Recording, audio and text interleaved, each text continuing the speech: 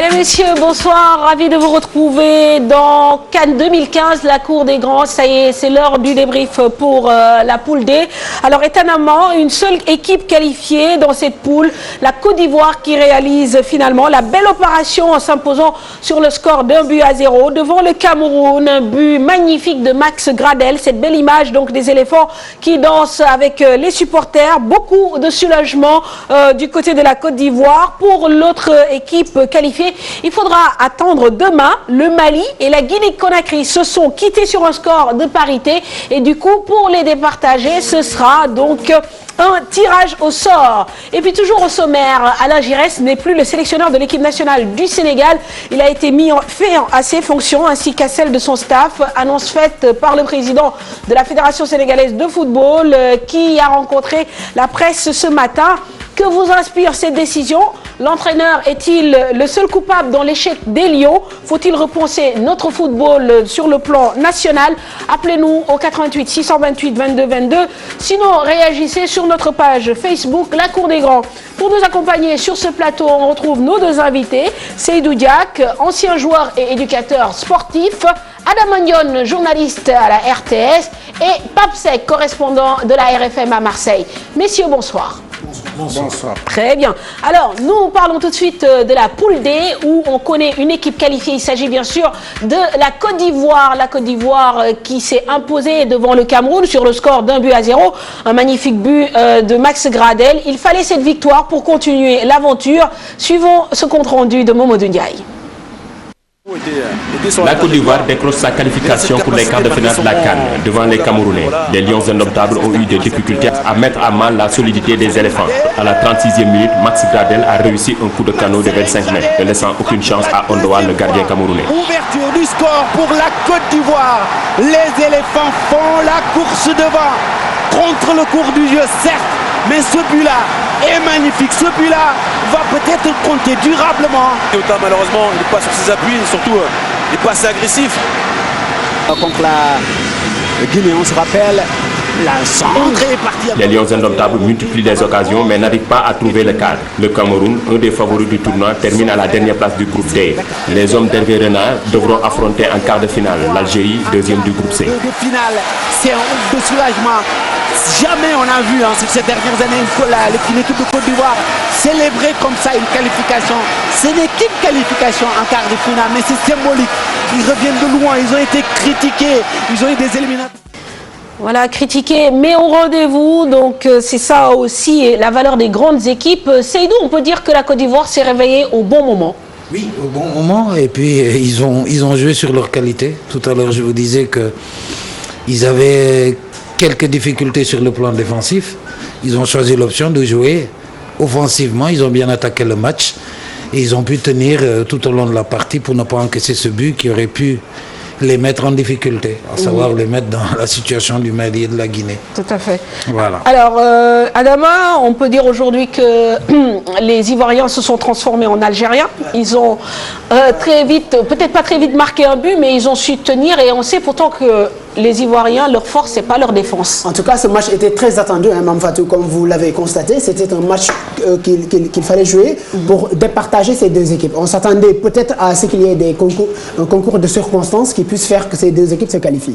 Bref, la Côte d'Ivoire a été plus réaliste. Ils ont eu à marquer ce but à un moment très stratégique, la 36e minute. Il fallait gérer jusqu'à la fin de la première période. Ils ont réussi à le faire. Et malgré les occasions obtenues par les Camerounais, quand même, la Côte d'Ivoire a très bien géré et je pense qu'ils s'en sont très bien sortis. Très bien. Comme quoi, la réalité des éliminatoires n'est pas la même que celle d'une phase finale. Pape, aujourd'hui, qu'est-ce qui a manqué au Cameroun? Vous qui avez suivi ce match, qu'est-ce qui n'a pas marché du côté camerounais? Ils ont toujours essayé de percuter, mais ils n'ont pas réussi. En telle enseigne que les Ivoiriens étaient bien positionnés pour empêcher les Camerounais de jouer leur football. Et ils ont l'habitude, parce qu'ils étaient dans la même poule d'élimination pendant les éliminatoires. Maintenant, ils ont gagné le match, c'est bien, parce que je suis content pour la Côte d'Ivoire, surtout pour le peuple. Très bien. Alors, aussi étonnant que cela puisse paraître, puisqu'on parle quand même de quelques faits de jeu, c'est la troisième fois en autant de matchs que le capitaine des Lions sort en cours de match. Il s'agit de Yaya Touré. On a l'impression que Yaya vraiment souffre d'un vrai problème physique dans cette CAN. Yaya Touré, Mame Fatou, pour ceux qui le suivent à Manchester City cette année, si vous comparez comparez la saison 2013-2014 et celle en cours, vous vous rendez compte nettement que le rendement de Yaya Touré a un petit peu baissé. Quand même, son niveau, son impact physique a un petit peu baissé parce que l'année dernière, il a quand même porté son équipe jusqu'au titre de champion. Mais cette année, on s'est rendu compte qu'il a eu à rater d'ailleurs quelques matchs en club. Parfois aussi en club, de temps en temps, il est sorti en cours de match. Donc peut-être que c'est ce qui est un petit peu déteint par rapport à ses prestations en équipe nationale. Mais il faut toujours rappeler aussi que Yaya Touré, depuis qu'il est en équipe nationale aussi, de temps en temps, les gens se posaient des questions à savoir est-ce que par exemple, il n'est pas plus performant en club qu'en équipe nationale.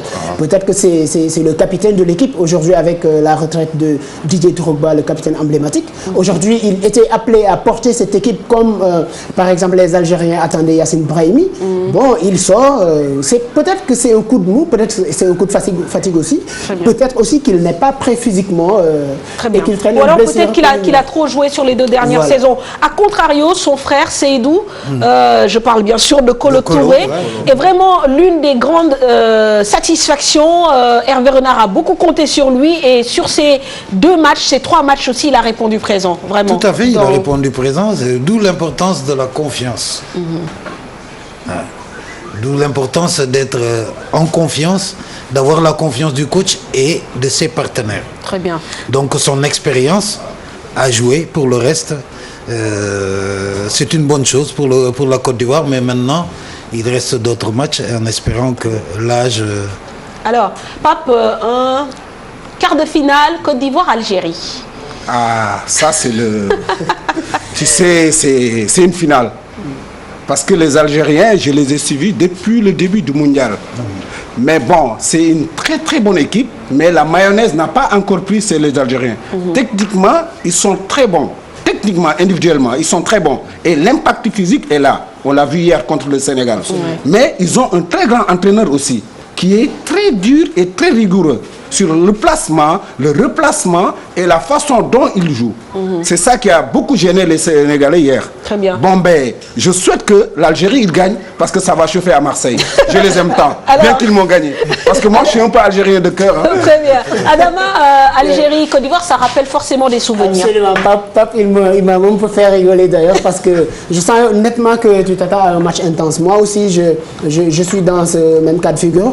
C'est un remake, hein, il faut le rappeler. C'est un remake du quart de finale de la CAN 2010 où l'Algérie a eu à battre les Ivoiriens 3-1.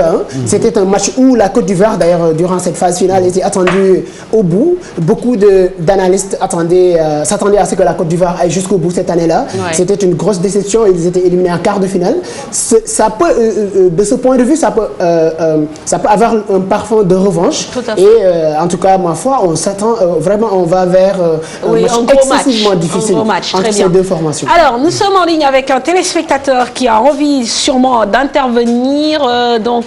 Avant Cherguet, on va prendre peut-être le téléspectateur. Voilà. Comment il s'appelle? Très bien. C'est pas grave. Sëñ bi ñu ngi lay nuyu.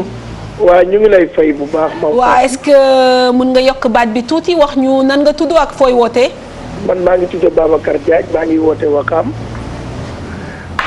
Allô. D'accord. Ci ban wàll nga bëgg intervenir.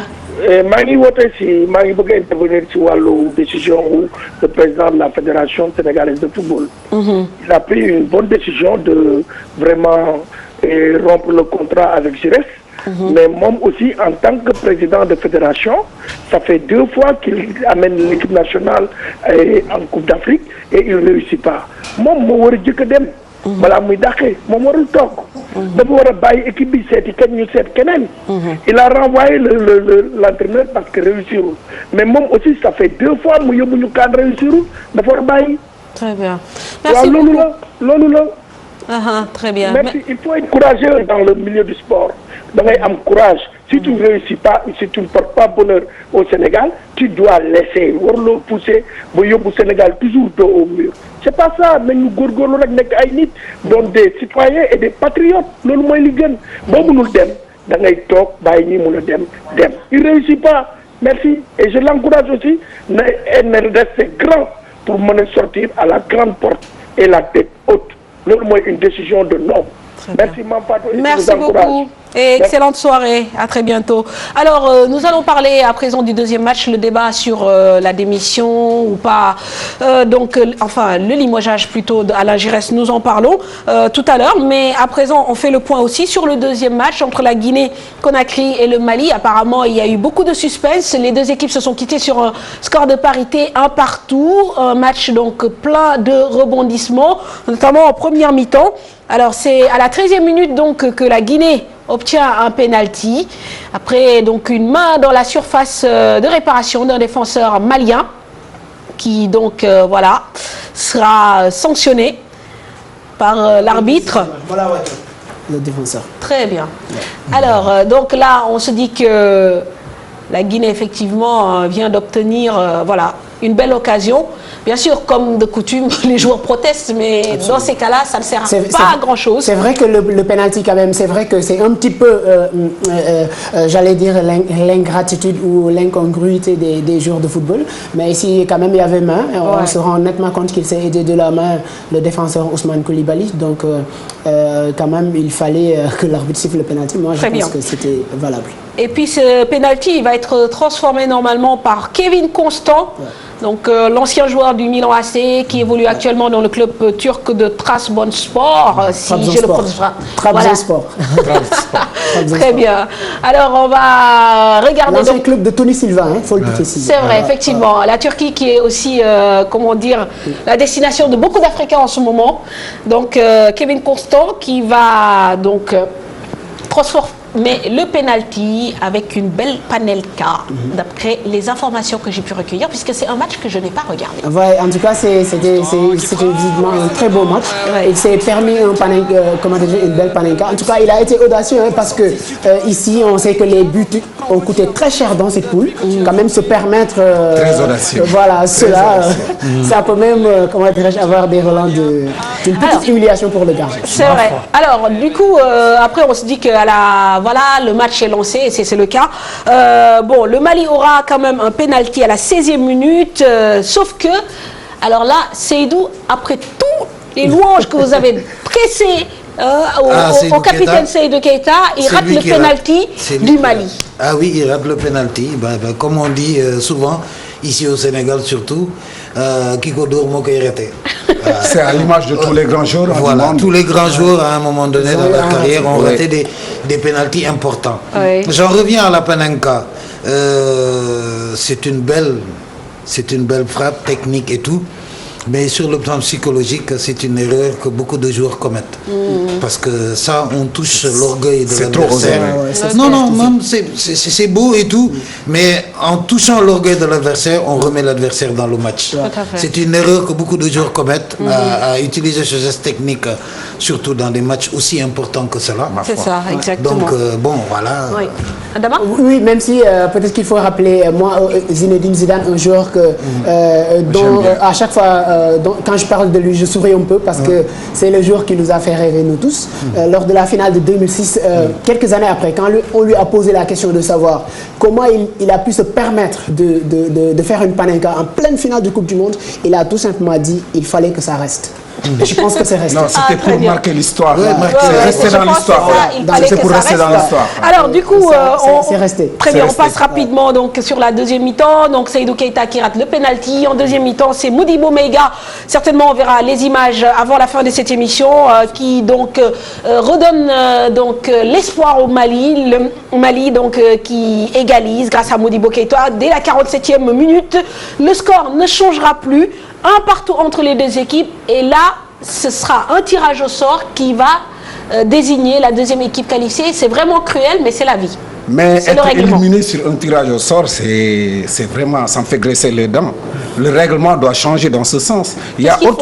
Par exemple, sur les cartons, sur les faits de jeu. Avant, il y avait, dans le règlement, il y avait le nombre de cartons jaunes obtenus, mais ils ont supprimé ce critère. Mais tirage au sort, c'est très aléatoire. Et si tu perds, tu ne sors pas pour aller en quart de finale. Par un simple truc, c'est... Bon, c'est... Alors, il faut bien des règles. Hein. Il faut les départager, les deux équipes. Comme on dit, nul n'est censé ignorer la loi. Le règlement est fait ainsi.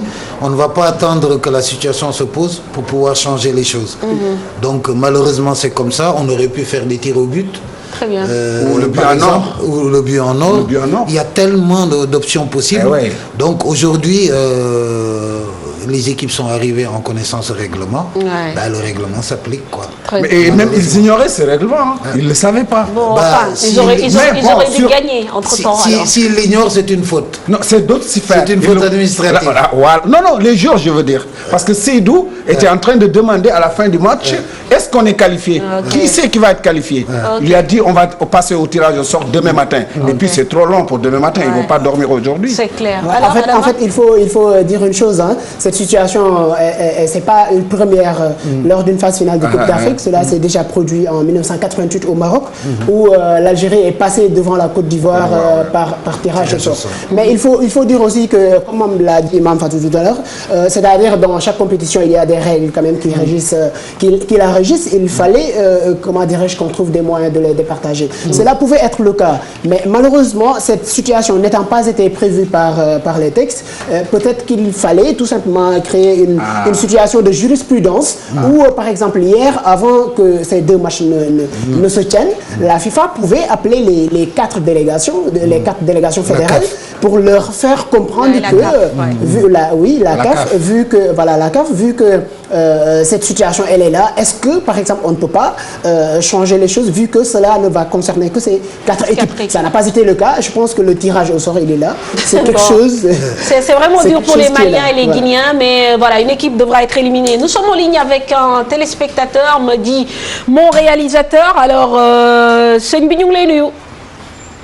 Cheikh Gueye ñu ngi koy nuyu. Cheikh, j'imagine que da nga bëgg wax ci li nga xam ne moo xew ci wàllu matchu Sénégal Algérie, élimination Sénégal ak lépp li nga xam ne moo wund aussi tout ce qui s'est passé en fait autour de cette élimination là. jërëjëf Mame Fatou. allo Cheikh. waaw allo salaamaaleykum. waaw maaleykum salaam ñu ngi lay déglu. waaw Mame Fatou ñu ngi sant. et puis di nuyu ñi nga invité ñëpp ak ñëpp ñi nga xamante ni doon nañ jaar ci émission yi fan yi. très bien. waaw man moom lu ma amoon lu may wax ci équipe nationale Sénégal. mooy premièrement mooy le sélectionneur. comme nee nañ tey ji dàq nañ ko wala ils ont mis fin à ses fonctions. kooku dañuy wax alhamdulilah. parce que mas ñoo gis un entraîneur bu am pouvoir comme Giresse. Premièrement, nous sommes tous des Sénégalais. On te prend comme l'entraîneur des Sénégalais. Il y a des organes de presse qui te posent des questions. Non, ce ne sont pas des critiques, mais pour bañ a yegg si fii nga xëy suba nga boycotté leen. ñi nga xam ne ñoo la fal des instances fédératives defuñu dara. On te laisse poursuivre. En plus, comme entraîneur, gars yi wax nañ ko fi, comment tu peux justifier après un seul match de foot 5 changements, tu les justifies en se prenant sur la notion de fraîcheur physique. Tu joues 10 matchs, tu as 17 jours ou 18 jours ou 22 jours, tu dis je vais changer l'équipe, 5 changements, parce que les gens sont fatigués, mon latéral est fatigué. Tu joues avec une équipe d'Afrique du Sud. Tu changes 5 jours, c'est facile, tellement facile pour l'entraîneur qui fait le minimum de foot de les justifier sur des raisons tactiques. xale bu gën a ndaw rek ci football. war nga mën a xam loolu. mais nag ñun la plupart parfois dañuy jël un entraîneur parce qu'il a été un grand joueur. mais un entraîneur boo koy jël da nga ko jël sur des bases très claires tactiquement psychologiquement socialement kii nan la mel pour mën a yor équipe parce que nekkul sa culture bokkul sa culture ci beneen culture lay ñëw. koo xamante ni dafa war a mën a gérer groupe. l'autre problème bu gérer Sam parce que tey tamit mënoo jël responsable yëpp def ko ci gérer c'est un entraîneur étranger quand il vient il amène son staff technique qui vont l'aider qui ont le temps de l'aider. Mais qu'est-ce qu'on a fait avec Giresse? Il vient au Sénégal, on l'impose des gens qui sont dans les staff techniques qui gèrent des équipes dans le championnat sénégalais. Un exemple. Son collaborateur Gadiaga, en entraînant Djambar, est-ce qu'il a le temps, un samedi que joue Djambar contre le Stade de Mbour ou bien contre une équipe, d'aller voir un adversaire du Sénégal qui joue dans un autre pays? Qu'on se dise la vérité. Moi, ce que je dis, c'est que l'élimination du Sénégal, c'est normal. Parce que les autres ils travaillent. Nous, on ne travaille pas. On se base sur le hasard. Je donne un exemple. On dit que Giresse joue une attaque placée. Qu'est-ce qu'une attaque placée? Les attaques placées ont des prémices. Tu fais 2 touches, 3 touches de balle, tu lances à ton attaquant. Quand le ballon va vers l'attaquant, il y a des gens qui vont l'aider pour les seconds ballons. Qu'est-ce qu'on voit avec le Sénégal contre l'Algérie? On renverse le ballon n'importe quoi. Quand l'attaquant sénégalais le prend, il y a 4 défenseurs algériens. Ça, c'est pas une attaque placée, c'est du hasard pur et simple. Très bien. Merci, cher. Vraiment, on aurait aimé poursuivre un peu, mais le temps qui nous est imparti est très, très limité. Merci vraiment, si cette contribution, donc, cher Guy, qui nous appelle depuis l'Espagne. Alors, on va tout de suite, donc, camper le débat, puisque Cher nous a permis de faire la transition, en écoutant le président de la Fédération sénégalaise de football, qui nous annonce qu'il a été mis fin à la collaboration avec Alain Giresse et son staff. Nous écoutons Augustin Senghor. Le divorce est consommé entre Alain Giresse et la Fédération sénégalaise de football après l'élimination des Lions. Nous avons convenu avec lui de nous séparer. Bien entendu, il n'y a pas possibilité de renouveler parce que l'objectif que nous attendions, le travail que nous attendions n'a pas été accompli, n'a pas eu le résultat escompté. La FSF, comme à son habitude, a dégagé ses critères pour le nouveau sélectionneur. Rien n'empêche qu'on puisse avoir un entraîneur africain ou pourquoi pas un entraîneur sénégalais. L'équipe fédérale n'a pas manqué de répondre aux critiques de Bakardia, ancien ministre des Sports. Il y a des voix qui me paraissent extrêmement inaudibles. Moi, je n'ai pas l'habitude de me cacher. Que les Sénégalais soient frustrés, c'est tout à fait normal. Que les Sénégalais pensent que nous sommes un peu responsables de cela, cela aussi est tout à fait normal. C'est à nous d'apporter les arguments contraires. Qu'on jette l'anathème sur les uns et les autres, je pense que c'est tout à fait acceptable dans une démocratie moderne. Mais que des anciens ministres se permettent de parler d'une certaine manière est à la fois inacceptable et inélégant. Moi, je ne vous cache pas. J'ai lu le ministre Bakardia. Lui, mais je l'ai dit tantôt à une radio, dans l'histoire, on n'a pas connu un ministre des Sports aussi peu brillant. Les fédéraux réaffirment leur ancrage à la FSF. La démission n'est pas encore à l'ordre du jour.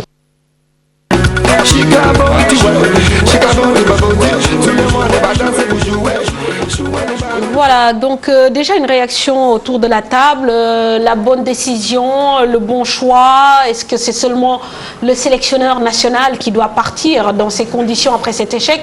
Pape, ñu jox la kàddu gi. waaw xam nga dafay yomb trop nga dem def lu leen neex ba pare toog fale sa àll ba ni entraîneur bi na dem Giresse nga wax ka day dem nga bañ ko wax day dem parce que moom nee na fin de contrat la nekk ba pare ni leen man xam naa li may def mais ñoom xaw ma lu ñuy def suñuy peine Sénégal ba nekk ci biir Fongolemi wala ba nekk gannaaw Matam peine bi mu am si suñu équipe nationale bi moom dawul yaramam ba pare lépp lañ ko jox yàlla rek lañ ko joxul lépp lañ leen jox pour ñu mën am réussite yàlla ko amee mais bu métit amee dafa war am yeneen discours yu war jàll yu dul ay affaire u dàqeek kii football bi léegi def nañu échec c'était prévisible.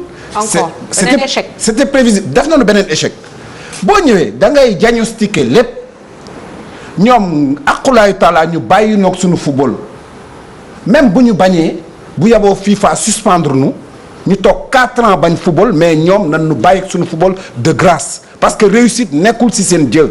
C'est pas parce que mënuñu mais ils n'ont pas la chance de réussir avec notre football. Adama, est-ce qu'aujourd'hui il faut faire aussi une évaluation, c'est-à-dire le sélectionneur il est parti en 2012, c'était la même chose. On a donc, comme on dit, sacrifié la tête de l'entraîneur à l'autel de l'opinion publique, mais on se rend compte que finalement on a toujours les mêmes résultats. Absolument, moi je pense qu'il faut aller même au-delà de 2012 que vous avez évoqué avec Amara. Il faut se rappeler que peut-être après l'échec de Kasper Zak lors de la CAN 2008 aussi, et quand il a démissionné séance tenante bien avant même le match contre l'Afrique du Sud, Lamine Ndiaye avait assuré l'intérim. Après cette échéance, on s'est rendu compte que Lamine Ndiaye a continué, il a joué les éliminatoires de la CAN 2010 et du mondial 2010, malheureusement, ça n'a pas marché. Il a été limogé. Donc, le cas Amara, peut-être, c'était le plus récent avant celui-ci. Mais le Sénégal a déjà connu cela. Ceci étant dit, moi, je pense que peut-être le doyen, par ce qu'il a dit tout à l'heure, moi, je pense personnellement qu'il y a une part de vérité dans ça. Parce qu'aujourd'hui, tout le monde sait qu'Alain Giresse, malgré ce limogeage, on savait tous que son contrat prenait fin. Le contrat de Giresse prenait fin à la fin de cette Coupe d'Afrique. Donc, le fait de limoger Giresse n'est pas en soi quand même la nouvelle décision, peut-être une décision nouvelle. On le savait tous. Donc, naturellement, il faut que d'autres décisions encore plus fortes que d'autres décisions soient prises. Parce qu'aujourd'hui, on s'est rendu compte qu'il y a des choses qui ne marchent pas. Dans cette équipe, il y a de très bons joueurs, il faut le dire, par rapport à la valeur intrinsèque. Le Sénégal fait partie des équipes qui ont les meilleurs potentiels.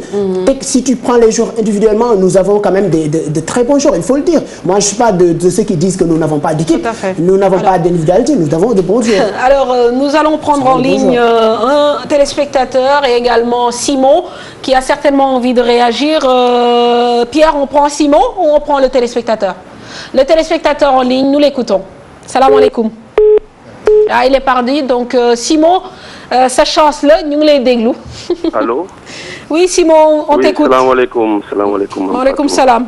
Nous tous les téléspectateurs, ceux qui sont invités sur le plateau. De femmes ben amertume. Actuellement, franchement, ça n'arrive pas à passer à travers la gorge, cette défaite.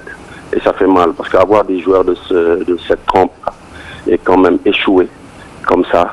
Moi, je me dis qu'on a perdu lors du deuxième match. Et bon, même le plus petit enfant qu'on va prendre dans la rue, c'est qu'actuellement, Giresse a mal géré. Mais le problème, encore une fois, c'est pas Giresse. Le problème, c'est cette fédération qu'il faut revoir. On dit jamais 203. Si cette fédération repart, on aura la même chose. Parce qu'il y a certaines choses qui ne se disent pas. Et nous, on va les dire. Tous les deals qu'il y a à l'intérieur de cette fédération, tous les petits copinages qu'il y a des gens qui sont là depuis une quinzaine d'années à bénéficier un peu de l'argent des Sénégalais pour des copinages, des partenariats par-ci, par-là. On dit stop, quoi. Moi, je n'ai rien contre eux. Mais franchement, hier, certains échos qu'on a entendus, ça ne plaît pas. Chaque entraîneur qui vient avec son staff, mais les gens ici essaient de nous imposer des gens pour qu'ils aient des salaires à gauche, à droite. Ce n'est pas normal. Au détriment des Sénégalais qui sont là en train de veiller. Hier, cette victoire aurait fait beaucoup de bien à ce peuple sénégalais. Parce qu'actuellement, le pays ne va pas bien. Actuellement, voilà, c'est la galère, il faut le dire. Mais quand même, une victoire aurait arrangé certaines choses. Mais qu'on nous dise Giresse, le problème n'est pas Giresse. Il faudrait que soit le ministre du sport ou le président crée un décret pour mettre cette fédération de côté. Parce que moi, je ne peux pas comprendre qu'on voit des gens qui n'ont rien à voir avec le football être dans la fédération. Et encore une fois, le sport sénégalais, ce n'est pas que le football. Parce que même Fatou, un sport, équipe nationale Sénégal d'où gagner d'ara. Parce qu'on voit des champions du monde qui ont des médailles d'or en taekwondo, en karaté, à gauche, à droite, qui viennent à l'aéroport, mais on ne dédaigne même pas de les recevoir. Ça, ce n'est pas normal. On prend des millions qu'on met à l'équipe nationale, et encore une fois, chaque fois, c'est des déceptions. Les Sénégalais ont mal. Donc, il faut revoir ce mal-là à la base. Et encore une fois, tout le monde sait que la base, c'est cette fédération. Sommet à la base. Très bien. Merci beaucoup, Simon, artiste rappeur, pour cette intervention. C'est vrai qu'on dit oui à la fédération, parce que je vais rebondir sur les mots Seydou.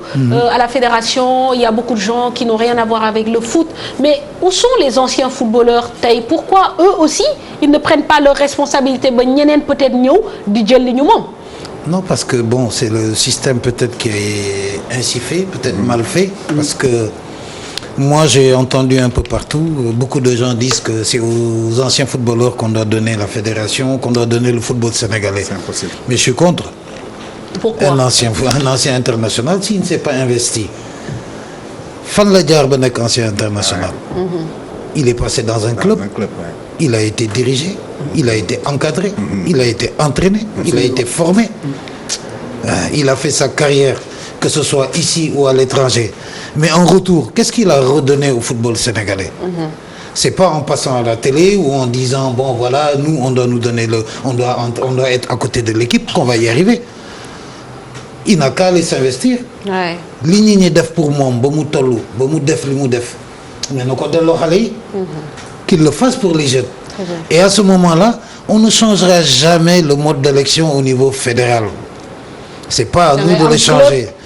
Tu es membre d'un club, tu es président, tu es dirigeant, tu es entraîneur, et à ce moment, tu es coopté, tu te retrouves au sein de l'instance dirigeante, et à ce moment, tu peux changer et rendre au football ce que le football t'a donné. Parce que moi, je ne dis pas rendre à quelqu'un ce que quelqu'un lui a donné. Parce que ça, c'est rendre au football. Parce que le football, quand même, nous, le football nous a tout donné. D'accord. Seydou, vraiment, ça quand même, c'est un langage de vérité, une information. C'est vrai qu'anciens internationaux, aussi souvent, c'est oui, on doit nous donner, on doit être proche de l'équipe, mais li Seydou wax, Pape, je pense que yenu na maana aussi. Non, xam nga dafa am système bi lay dugal fédération. Boo nekkul président le club wala nga nekkul délégué boo milité wul mënoo am poste. Mais ci biir ubbeeku pour réussite am na ay portes yi nga xam ne daa ko ubbil ñooñu ñoo la ci ëpp xam-xam pour ñu mën exercer. Mais portes yooyu la fédération bi fermé woon par rapport ak anciens internationaux yi parce que ils ont tendu la main plus ou moins mais ubbiwuñu leen ay postes yi nga xam ni daanu mën apporter dara. Bon je reviens à Giresse. Giresse façon wu communiquer am mës nga ko fàttaliku mës naa la ko wax.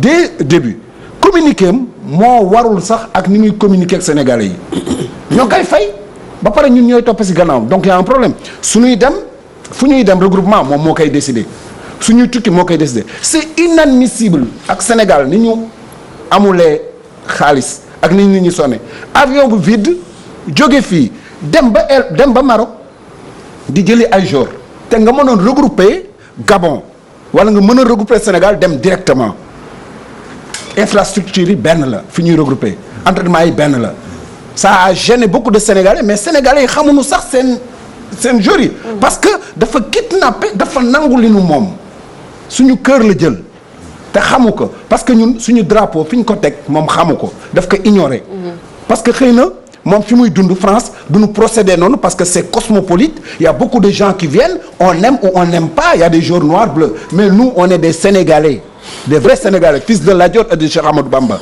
loolu la problème bi noonu la demee moom xamul loolu. Ok merci Pape de toute façon xam naa débat bi moom débat buy continuer la. Il faut tamit tirer les leçons de ces échecs faire une évaluation un bilan le ministère aussi a son mot à dire la fédération a son mot à dire les anciens internationaux ont leur mot à dire. Je crois que ni les journalistes aussi ont leur mot à dire les observateurs donc ku nekk tamit war nga wax lan moo si sa part de responsabilité. Parce que Alain Giresse moom il l'a dit il est en fin de contrat ñun ñoo fi des ak équipe nationale ak suñuy joueurs ak suñuy mbóot. Merci beaucoup. Pardon. ak suñu pays. ak suñu dëkk voilà. Merci beaucoup Seydou. Merci Pape merci Adama. Ça a été un plaisir de vous recevoir sur ce plateau. Merci à toutes les équipes qui nous ont accompagnés. Dans quelques instants votre série Un café avec.